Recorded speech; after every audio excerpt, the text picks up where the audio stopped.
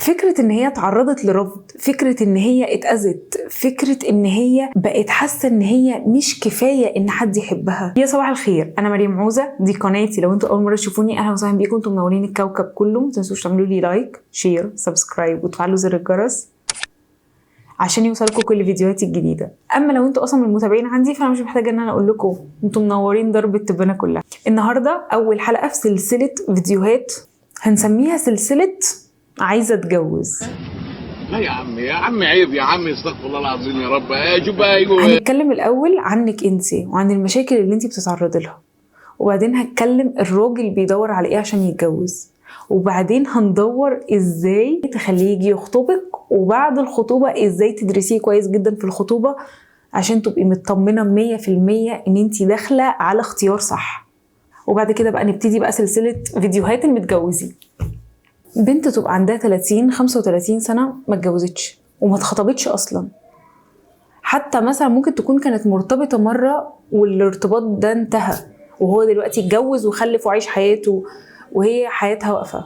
مش عارفة، بس انا مش محضرة اي سكريبت او اي كلام اقوله لكم، انا بتكلم من قلبي على طول، يعني كأنه بالظبط لايف. البنت اللي بتتعرض في يوم من الايام للرفض، شخص بيرفضها، سواء كان بقى بيرفضها عشان سبب وجيه او عشان هو شخص مختل او عشان هو كان بيتسلى بيها. يعني ولد وبنت كانوا مرتبطين ببعض في ايام الجامعة او ايام الشغل او اي ايام، وقرر ان هو لا انا مش مرتاح فانا مش عايزة اكمل. ودي حاجة طبيعية جدا، وهي كمان ممكن ما تبقاش مرتاحة فما تكملش، لان في الفترة دي انت لسه بتكون شخصيتك، لسه بتفهم انت دماغك عاملة ازاي، لسه بتفهم انت ستايل اللي انت عايزه ايه. في الفترة دي ممكن يقول لا خلاص أنا مش عايزة أكمل معاكي، والموضوع بينتهي. هو الشخص اللي رفض العلاقة دي بيبتدي بقى يشوف اتجاهاته ويشوف حياته وبيكمل وبيموف اون، بيعدي. البنت بقى ما بتعديش، أو الشخص التاني اللي اتساب اللي اتعرض للخذلان ما بينساش، بتفضل هي واقفة محلك سر، بتفضل مكانها خايفة مترددة، لا كمان بتتكسر ثقتها بنفسها، لان ببساطة هي كانت حاسة ان هي كويسة كفاية، هي جميلة كفاية، هي رائعة كفاية، فحد جه شكك فيها سواء كان فعلا بقصد او بغير قصد. يعني شكك فيها، قال لها انا هسيبك عشان حاجة فعلا حقيقية فيها او عشان هو عايز يخلع، ففي الحالتين هو بيكسرها وبيمشي. البنت بقى مثلا اتكسرت في سن 22، تفضل مكسورة لغاية 52، تبتدي بقى تحس انعدام ثقة بالنفس تام، انعدام ثقة في شكلها الخارجي. هي مش حلوة، مع ان هي ممكن تكون زي القمر، ملكة جمال العالم، بس تحس ان هي لا انا مش حلوة، مع ان لو انا كنت حلوة ما كنتش اترفضت، انا اكيد وحشة. مع ان الشخص ده ممكن يكون رفضها عشان هو مش عايزها، يعني انا مش عايزه اكمل، او عشان انا بكتشف العالم فانا يعني مش عايزه اربط نفسي بيكي دلوقتي. لا، هي البنت مش هتفهم كده، ما عندهاش ثقه في جسمها ان هي جسمها حلو او جسمها وحش. لا انا هعمل دايت وهخس. نفضل 40,000 سنه ضوئيه بنعمل دايت مكملين، وصلنا للثمانينات واحنا لسه بنعمل دايت. ليه؟ عشان مهزوزه من جوه. هيولد لها خوف، هيولد لها رهبة من العلاقات التانية. لو حد جه قرب لها او حد جه حاول ان هو يخش حياتها، لا تتجنبه، تخاف، يجي لها رهاب، تقفل الباب. واحد لسه بيدق اللي هو صباح الخير يا دكتورة، لا لا لا لا مش عايزة، ووصل لمرحلة الرعب النفسي. للأسف ده كله بيحصل لنا بسبب الرفض، مع ان احنا لو فهمنا ان انا اترفضت عشان الشخص ده ما يستاهلنيش، وان تمام لو هو رفضني عشان السبب ده فعلا، فانا يا اما السبب ده فيا واقومه، يا اما السبب ده مش فيا وهو كذاب وبيخلع، فانا اموف اون واعدي واكمل حياتي. عمرك في حياتك ما هتوصلي لفكره اللي هو انا وحشه، هو انا ليه محدش بيجيلي. القلق والرعب اللي هو انا ليه محدش بيجيلي دي مرعبه. مش مرعبه عشان انتي خايفه قطر الجواز يعديكي، لا هو مش هيعدي، هو هيدوسك، هيفرمك. عارفه هو مش بيعديكي، هو بيعدي عليكي يا ماما. لكن الناس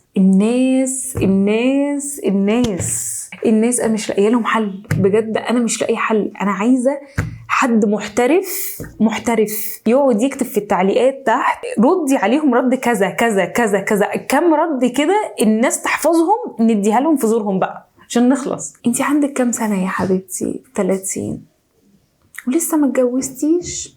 لا. وهتلحقي تخلفي؟ يا ستي انتي مالك، لحقت اخلف ما لحقتش اخلف انتي مالك. هي الفكرة ان الناس دي لو انتي اتجوزتي صغيرة متجوزة صغيرة بدري ليه؟ لو انتي متجوزة كبيرة ما اتجوزتيش ليه؟ خلفتي خويه، ما خلفتيش مش هتخويه، مش هيعجبهم حاجة ابدا. بس على قد الناس دي مش مهمة ومش عاجبهم حاجة واحنا عارفين ده، كلامهم بيأثر فينا وبيكسرنا.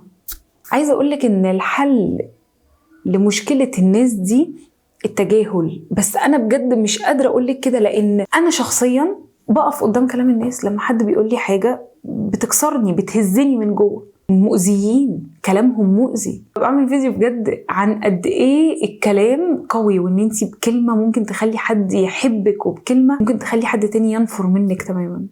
تاني مشكلة حقيقية بتواجهك، اول حاجة هي الخذلان، تاني حاجة هي كلام الناس، تالت حاجة هي ثقتك بنفسك. انتي لازم تبقي واثقة من نفسك ان انتي اي حد في الدنيا يتمنى ضفر رجليكي، يتمنى التراب اللي انتي بتمشي عليه. انتي مش شوية ومش قليلة، ولو انتي شايفة نفسك شوية وقليلة فده الوقت اللي انتي تطوري فيه من نفسك عشان ما تبقيش قليلة في نظر نفسك.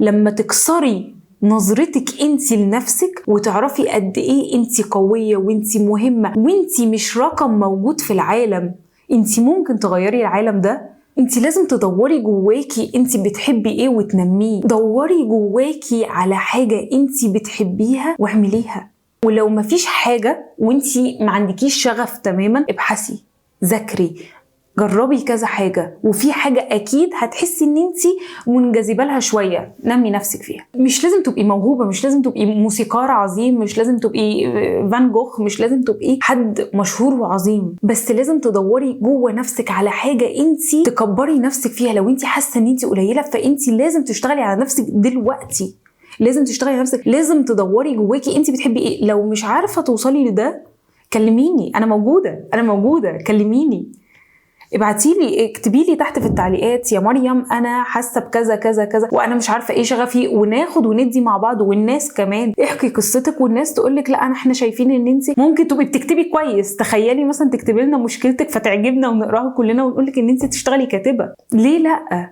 لو انت حاسه ان انت قليله فدي مصيبه، ودي عاده بتبقى بسبب الاهل وتربيتهم. مش هنفضل نرمي الغلط على اهلنا، لا، جه الوقت بقى انت كبرتي بقى، جه الوقت ان انت تغيري نفسك وتبقي احسن عشان انت تستاهلي ان انت تعيشي في حياه حلوه، حياتك انت. ما تستنيش ان فارس احلامك يغير لك حياتك عشان ما فيش حد بيغير حاجه. في نهايه الفيديو ده انا عايزه اقول لك حاجه، 30 40 نصيبك هيجي النهارده بكره هيجي، تستعجلهوش. بس انا عايزه اطلب منك طلب، حاجة بسيطة جدا تعمليها في الفترة دي. انتي بتدرسي، اعملي ماجستير، اعملي دكتوراه. عظمة، عارفة العظمة؟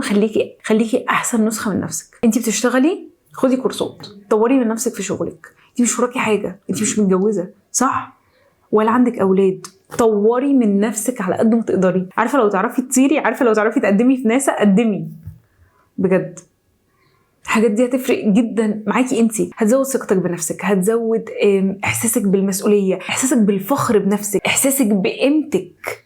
مش هتوافقي على اي حد يتقدم، مش هتوافقي على اي حد يخبط على الباب، لا بالعكس. مش اي حد هيخبط على باب بيتك، اللي هيخبط عليكي هيبقى متنقي على الفرازه عشان هو عارف هو جاي لمين. مش اي واحد عايز تتجوز وخلاص. طوري نفسك في مجالك، طوري نفسك، دوري على شغل في مكان احسن، عشان في الفيديو الجاي انا هقولك على الصفات الحقيقي اللي الراجل بيدور عليها في البنت اللي هو عايز يتجوزها. وبس كده، انا كده خلصت الفيديو ده. اتمنى من كل قلبي ان انتي عمرك ما تتعرضي للخذلان ابدا. لو اتعرضتي لموقف حسيتي بيه بالكسرة، بالخذلان، بالضعف. فأرجوكي ما تتردديش أبدا إن انتي تكتبهولي تحت في التعليقات. أنا هقراه وصدقيني هشجعك جدا، وهحاول معاكي إن احنا نتخطى الموقف أو نعدي الجرح القديم اللي في حياتك، عشان انتي تستاهلي تعيشي في مستقبل جديد. وبس كده، ميرسي جدا لوقتك. لو عجبك الفيديو ما تنسيش تعملي له لايك وتشاركيه مع صحابك عشان هما كمان يستفادوا.